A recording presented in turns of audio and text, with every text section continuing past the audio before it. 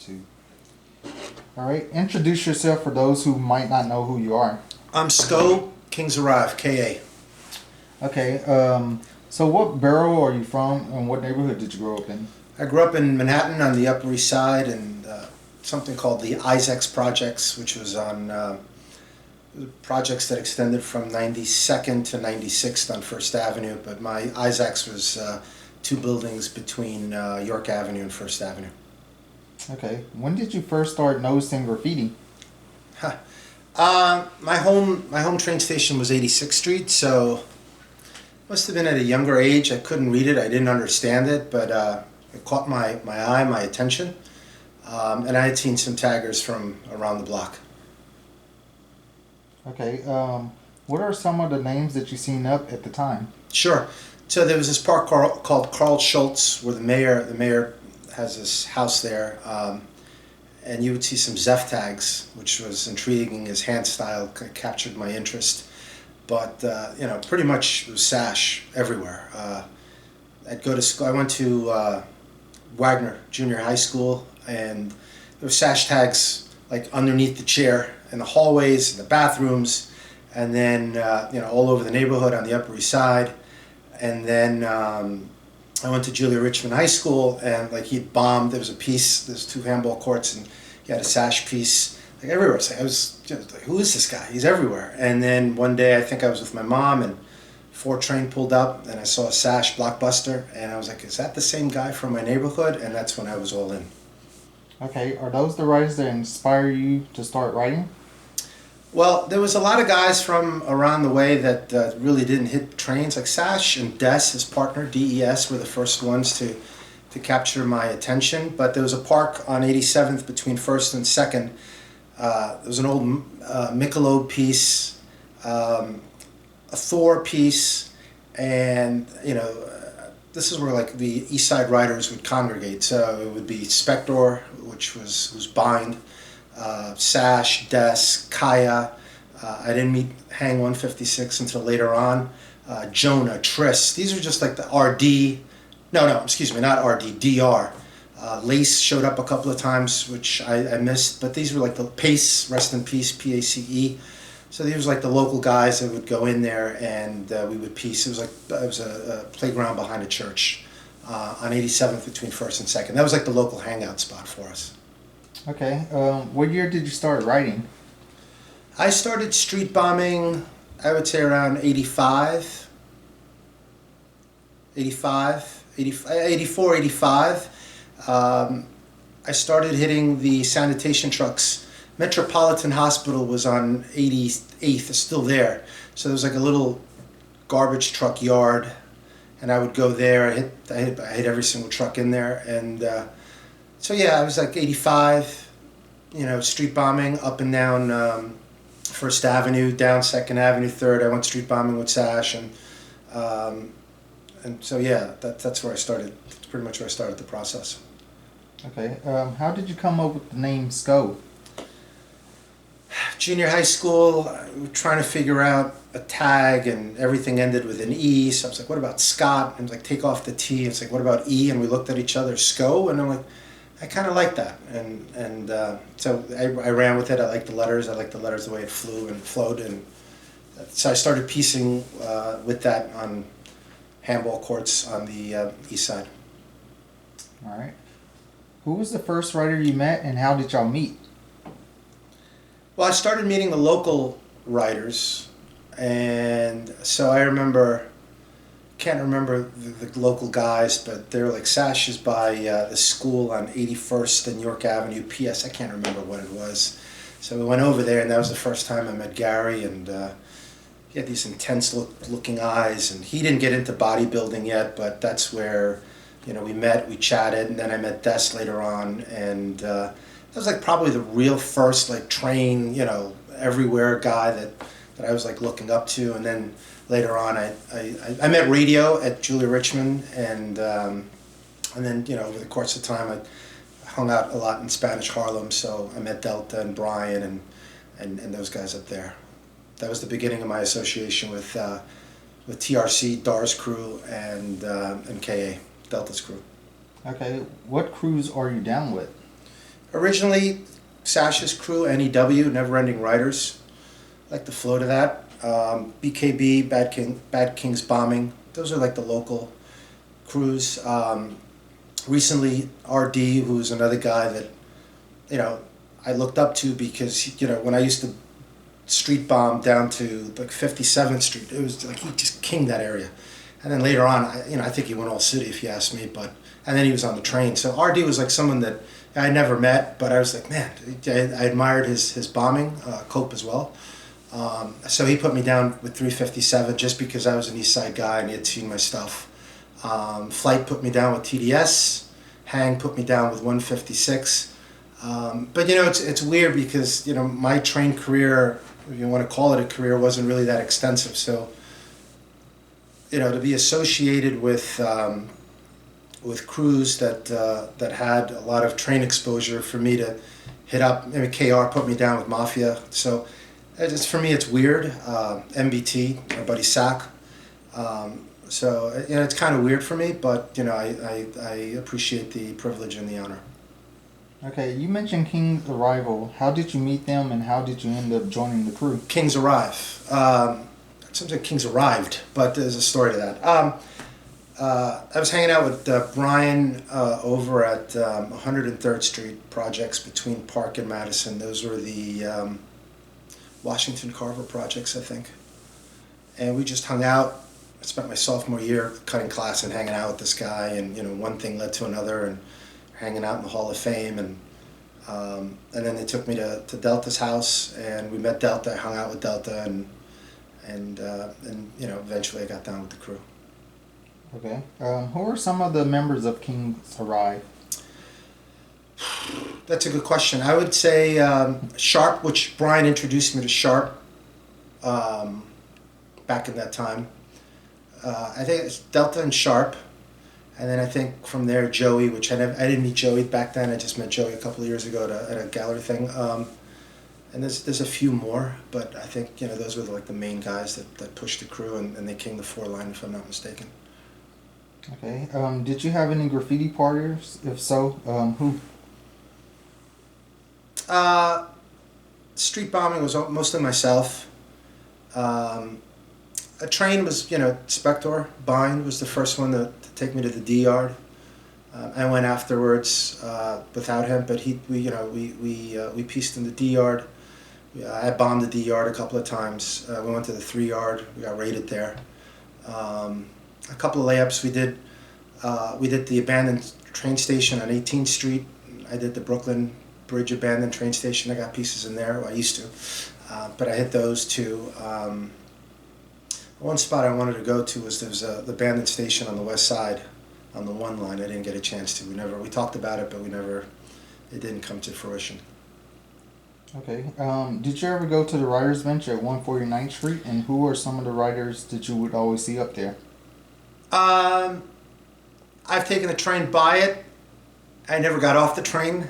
It looked scary. But I remember I was taking pictures in the Bronx. I forgot, it was an elevated, it was outside, and this little kid comes up to me and he's like, yo, you write? I'm like, yeah, I write. And I was like, what do you write? I write Scoe. He goes, yo, Scoe, I'm COPE2. And he knew who I was, which to me was, you know, was flattering, because but, you know, this is a guy that bombed, you know, the street, so he had seen my stuff, and so it's like, yo, you know, I know you're close with SASH, I want to, you know, bury that, and so I was the one that squashed that beef. They had a thing going on the 4 line. And then I hung out with Cope, you know, the rest of the afternoon, and we did go to the bench, but there was nobody there. But that was an interesting 2 or 3 hours.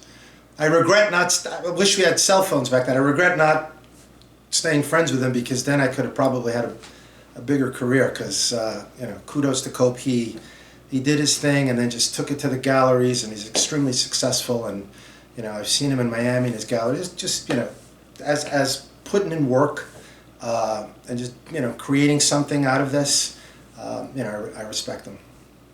Okay. Good guy too. What lines did you paint on, and did you king any? I didn't king any, that's for sure, and that's why I'm embarrassed to you know, comparing me to the list of guys that you've interviewed. I don't belong in the same conversation, but again, I thank you for the opportunity. I was in the D yard. I think I put up a train piece that I thought it was a double R, but it might have been on the one train. I didn't get that many pieces. I got something on the double R's once, but D yard, 3 yard, and a couple of layups. The Harlem layups, I bombed a couple of times. But again, it's nothing to. I was there, but it's nothing. It's not this whole extensive library. Okay. Did you prefer hitting the insides or the outsides? Good question. I started motion tagging. I would take the 6 train from 14th Street, take it down to Brooklyn Bridge, and then it does that wraparound and do motion tag. I wasn't much into the tags. I kind of liked the piecing, the colors. The movie had come out, so that was, scene wasn't seen like those guys from the movie, from Star Wars. They had stopped somewhat. I mean, Scene was still doing throw-ups, if I recall, but like a lot of that stuff wasn't running. A lot of that stuff was already buffed. But there was the new guys that were coming out that was grabbing my attention, and that's the stuff that inspired me. It was like these new cars that were coming out. I was like, oh my God, that was beautiful. So piecing more than bombing, to answer your question. Okay, I seen you painted with Zach. How did y'all meet, and how was it like painting with him? I met Zach when I was 16 years old. I had an extensive album of pictures, and I was hanging out again with Brian, Washington Carver Projects. It was me, Delta, Dar, Radio. Was Volcan there? I don't recall. But the door opens and here comes Poem, Sack. I think Dero might have been there. And I was on a couch, and like Sack sits down to the left. He had like a little knapsack, quiet, small, quiet. And I'm saying, oh my God, the King of the Ones is sitting to the left of me. And I'm way over my head. I don't even belong in this room. So that was the first time. We didn't say much, and this is over 30 years. If I recall, we were going to go to the Harlem layups, and someone came in and they said Tats is in the layup, T-Kid's in the layup, and all of a sudden the room went quiet. Now this is the second time that I had heard about T-Kid. The first one was with Sash. I'm like, I heard that this huge yard, this ghost yard, we gotta go. I was like, no, we can't. This big guy named T-Kid, he beats you up if you go there, and we can't go there. I'm like, okay. Yeah, I didn't understand the politics of what was going on, and so the room goes quiet, and kind of like everyone's like looking at each other, and like we'll go point the Hall of Fame. So that's like the second time I'm like, who is this guy? Again, not knowing the background, being so naive and young and inexperienced. So we went to paint at the Hall of Fame, and it was dark in there, and I got lost in my outline, and I hear a guy kind of laughing behind me. He goes, who is this? This guy reminds me of Trap. And I turned around, and it was Desi Dez. So, and I saw Dez at Hackensack last summer, and I reminded him of the story. He vaguely remembers me, because, whatever, but he remembers the scenario. He remembers the guys that were piecing there. He doesn't remember me, and we had a laugh about it. But, yeah, that was a special night. And then after I found out that Sash had passed, rest in peace. I don't do social media much. My family doesn't do it. I had started getting into it. I reached out to Sack via Instagram to, see if he had heard anything and so forth, and we hooked up, and then we went to the graffiti, the graffiti in the Bronx, the graffiti universe. And there I met Butch and Sloan, Dosed, MPC, and that was kind of like my coming out, I guess, after 30 plus years. Okay. Did you ever battle any riders on the subway? No, my first beef was me and Bine going over these two guys from downtown, SK2, rest in peace. And I think Spector went over Mig. I don't know. That was our first beef. No, that was one thing I knew. You just didn't go over anybody. And part of the reason why my career came to an end was because of a beef between, Bind and another writer, and that other writer knew of my association with Bind, and I got paid the price for it, and that was kind of like the beginning of like I really don't need the hassle. Okay, what was the most memorable story that you have with Delta? By then Delta was kind of like he was spending more time in the gallery, like, so his train career kind of peaked, and he was still doing pieces here and there, but he was like, spending more time in the gallery. But I do remember hanging out in the Bronx, taking pictures on an elevated platform, and that was actually the third time, where I think it was a Mac T-Kid bio trade just pulled in, and I don't know who said, it was like, oh my God, T-Kid, nasty T-Kid, terrible, nasty T-Kid. And then my eyes opened and the freaking T-Kid piece was right in front of me, and then that was the first time I was like, so that's who this guy was, and I saw the whole car, and I'm like taking pictures, and that's where like I put two and two together. I was like, oh, so this is T-Kid.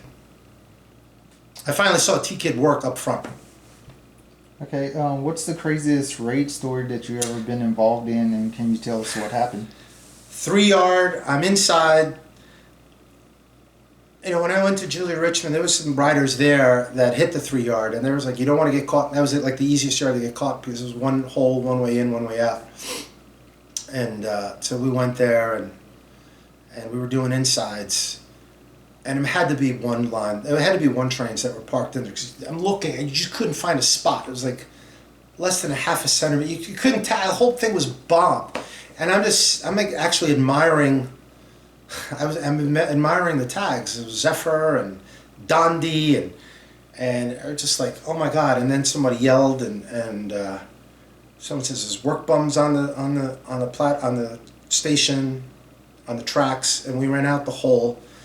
And we just looked ridiculous, like 5 white guys walking in this neighborhood. What we should have done was just hid somewhere and waited, like walking right down the middle of the street, and then a cop car came around the corner, and hands up against the wall, and the rest is history. Is there any Martin Luther King Day, actually, now that I remember. Is there any training yards that you wanted to go to that you didn't have a chance to? Well, the Ghost Yard, that was the one that I wanted to go to. That was the one with all the stories. That was the one that had all the trains, but I'd heard outside of the T-Kid factor, I had heard like crazy stuff goes on, and like I remember Sack telling me a story. He had a paint. I think he was there by himself, and he put the cans down for like 2 seconds just to go to the train, look at the lane, and see, because he thought he was hearing noises. He comes back, and his paint was gone. Did he tell you that story? No. It was just like, he was like, Scott, I don't know where. I knew where I put the paint. I searched everywhere. The paint was gone. And then, just noises and eerie sounds, and sometimes, because I think it was next to a salt thing, like you see like these like a ghost clouds, just a creepy spot. If I'm not mistaken, I think the yard is over a cemetery plot. Over a cemetery, if I'm not mistaken, I think I'm right on that.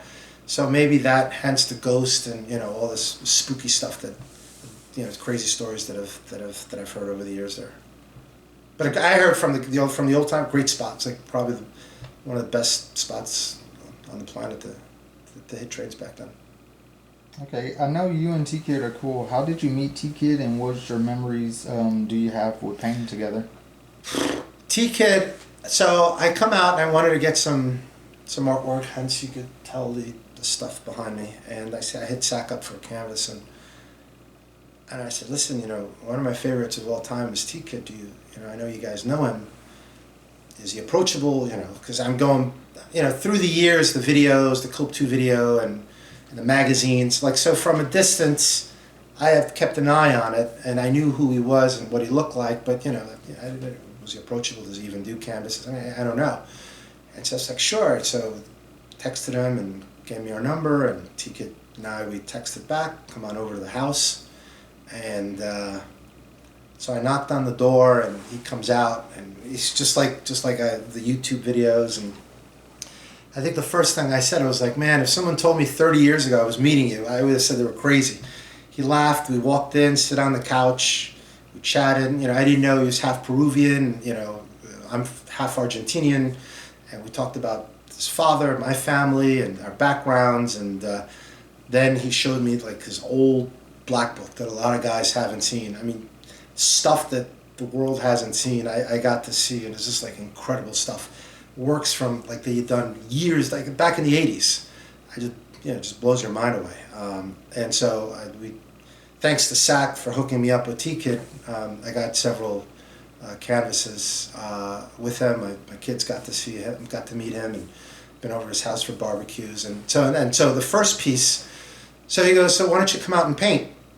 And I'm like, so Hackensack we went.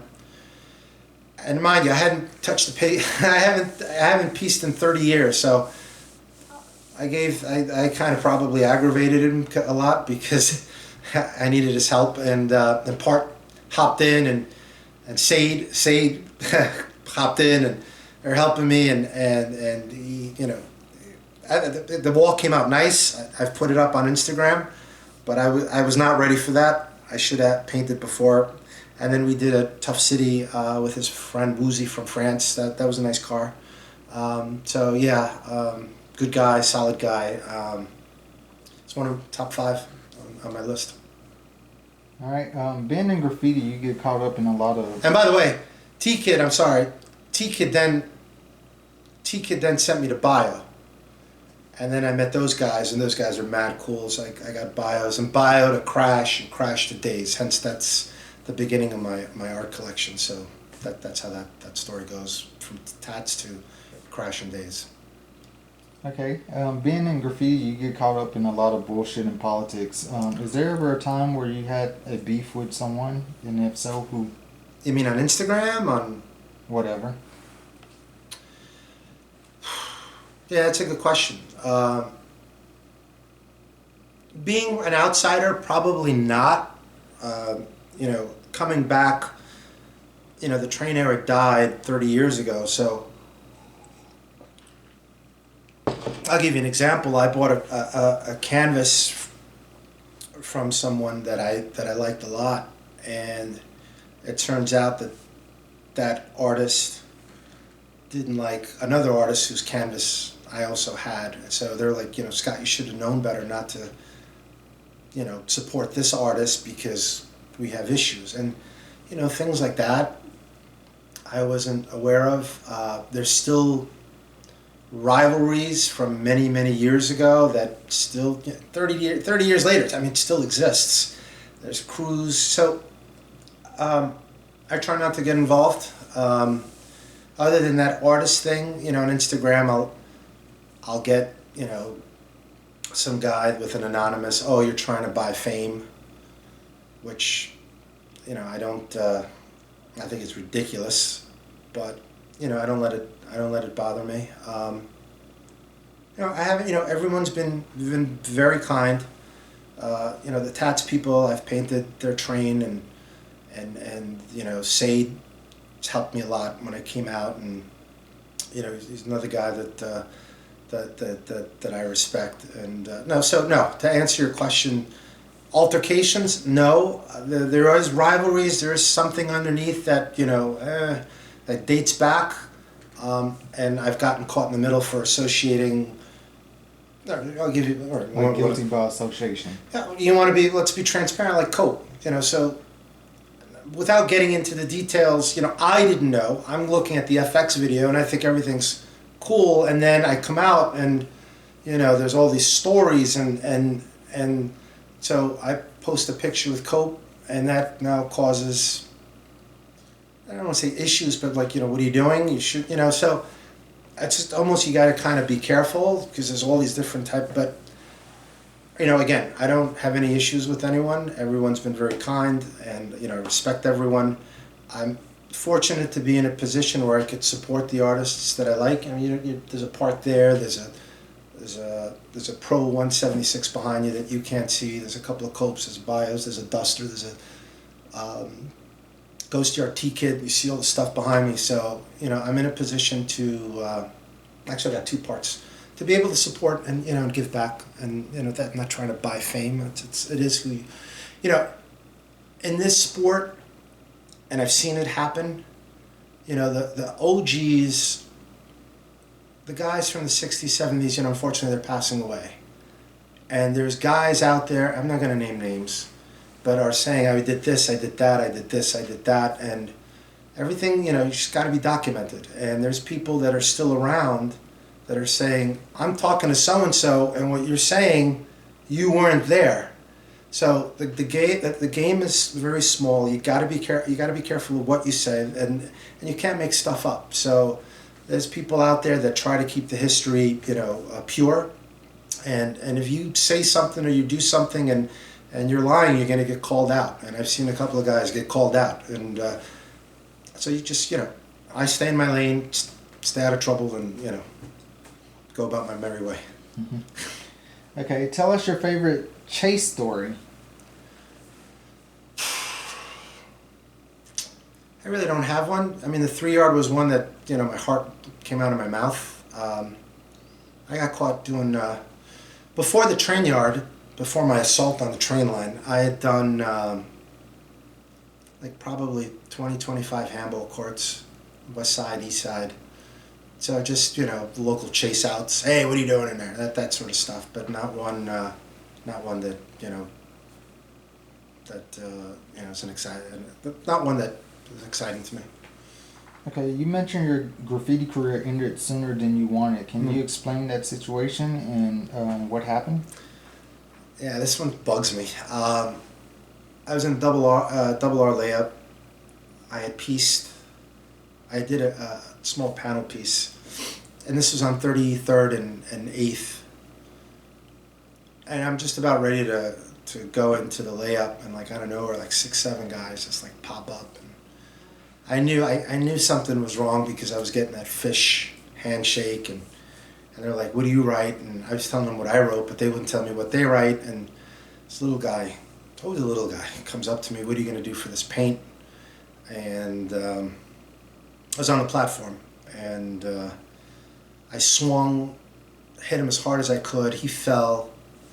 This guy on the left caught me, and the next thing, we had the bubble jackets. I just kind of like that. I was protecting my face. That was the only thing I could remember. I was like, this must have lasted 20 seconds because thankfully a train was rolling into the station. So they got a couple of kicks in, whatever. You know, I said, okay, it's part of the thing. I mean, I didn't understand. The 80s was violent, but I didn't understand that. That kind of like perplexed me. I'm like, you know, why did that have to happen? You know, I didn't do anything against these guys. And I said, okay, I'd let that one go. And then a couple of weeks ago, 33rd Street, on the 2s and 3s, you know, the 1, 2s and 3s run. I'm watching the trains. Guy comes up, smaller than me, muscular. Won't mention his name. He's like, yo, you write? I'm like, yeah, I write. I write Scoe 1. He's like, hey, I write X. And he goes, what's up with your buddy? Well, no, what's up with your friend? Not buddy. What's up with your friend? What's up with your friend Bind? And so I tried to squash that because, you know, I was successful with the COPE and SASH beef, so I tried to you know. So we hung out. We got on the train, a couple of train stations. I got off. He gets off. Next thing I knew, this guy hit me so hard in my nose, like my head must have done the poltergeist. It went around, and I'm like, the blood just all over the. I looked at him. I'll never forget those eyes, like, and I'm like, oh God, I went like this, and then I turned around, I started running. I put my fist up, and I looked at him. I was so scared. I turned around and I started running. And I don't even know if he chased me or not. I thought he broke my nose, but everything disfigured on one shot. So I saw Bind 2-3 days later on 86th Street. I'm like, look what happened because of your beef with these guys from the Bronx. But it was, you know, I look back, he knew who I was, even though I wasn't even on the trains yet. Maybe he saw one of my pieces, probably not, but he knew who I was. So that's like the second time where a big writer, you know, oh yeah, I've seen you, I've seen your work. So after that, my girlfriend, I was dating a girlfriend on 86th and Park. She saw my face, it was all screwed up. And she was like, you know, when are you going to put your life together? You go, what about college? What about your SATs? And I'm like, my essay, what? I said, you going to do this for the rest of your life? And then right there, I quit on the spot. I had failed sophomore year, So my grades were all screwed up, and I transferred out of Julia Richmond to High School for the Humanities. Got my grades, got my SAT, took the SATs, got into Fordham University, and that was the end of my career. Basically off that last thing. I shouldn't, I never did anything with that crew in the Bronx. I don't know why I got attached, but that shows you how powerful that crew is, that to attack someone, to send a message to your friend, hey, this is what's going to happen to you, and I respect that for that. But, that kind of like, I didn't want to be a part of that, and that just turned me off completely. And Sack, to this day, I said, Sack, I could have been king of the fives if it wasn't for this guy. And we laugh about it, and he goes, you know what, maybe it was a blessing in disguise. Everything happens for a reason. So we flipped it, and I am where I am, and the punch still hurts. But, it is what it is. All right. Do you have any regrets? Not taking Cope's number the day I met him. I would have liked to have just done a little bit more work. I would have liked to have done a little bit more on the trains. I always go back to it, just a little bit more, rather than the 3 pieces on the 4th one raid that I got. And 35. It's still bittersweet. You could tell it still bugs me, but because I think, coming from my background, correct me if I'm wrong, I think it was a freedom of expression. I think both my parents worked. I grew up in the projects. My record for killing cockroaches was like 21 in one day. It was just gross. It was disgusting. And all my friends lived in buildings with doormen, and so I wanted to get out of this scenario. And then I look at graffiti, and it was kind of like my way of expressing. I think any person from that era was unhappy with their surroundings. We all have our different adversities and pressures and stress. But in the 80s, it was a difficult time for the city. There was a lot of crime. And the trains was kind of our way of just getting out, getting stress out. It was getting that stuff around us out and seeing our names, seeing their names, go to borrow and borrow. And that was something to like, wow, I did that. And I think that's the mentality. So, yeah, I would have loved to have done more work, but everything has its purpose. I was there, I did it. I'm in a book, and people can question it, but there's nothing to question. Everything is there, so I'm okay with that. Okay. I think. Freight trains? No, go ahead. We covered a lot today. Is there anything that you would like to cover that we haven't already?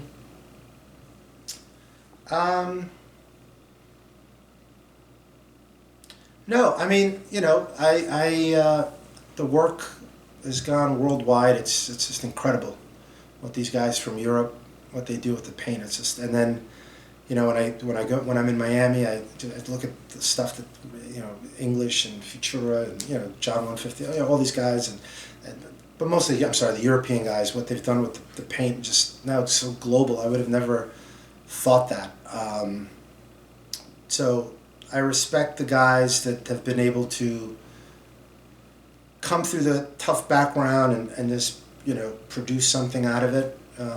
Bio and the Tats crew, T-Kid and Cope and, and Crash and Days and Send 2 and all the guys that have been able to take that talent and do something with it.